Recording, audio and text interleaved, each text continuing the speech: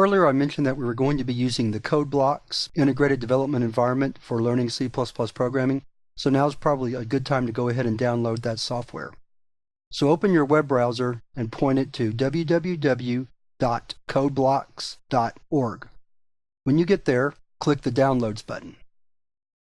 There's 3 different ways to download Codeblocks. We want to download the binary release, which will give us all the code in a setup file, so all we have to do is click to set up.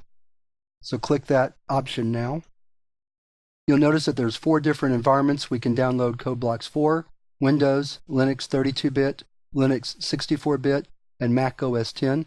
We want to download the Windows version, so come down to the middle of the screen, look for the Codeblocks-10.05 min-gw-setup.exe file, and select one of the 2 download links.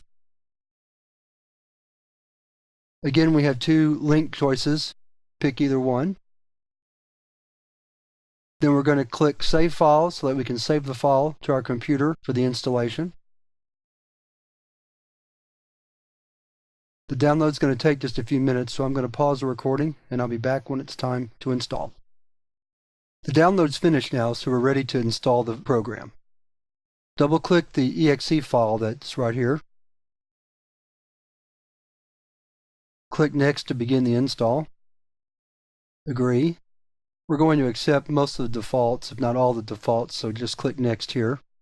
This is probably the right destination folder. You can change it if you want to, but I'm going to leave it as is, so I'm going to click Install.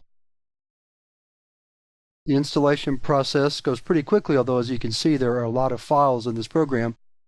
Integrated development environments are quite complex programs in that they contain a lot of features, like a word processor or a spreadsheet program do. Still, we're only going to be using a small part of the Codeblocks IDE, just enough so that we can learn C++ programming.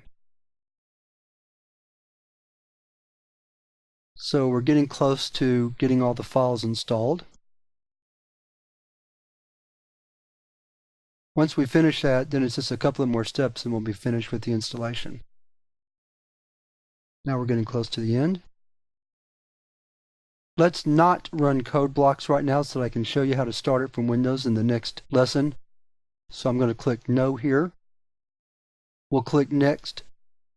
And that's all we have to do, so we'll click Finish, and now we're complete. We can clear the list of our download window and close that. And that's all we have to do.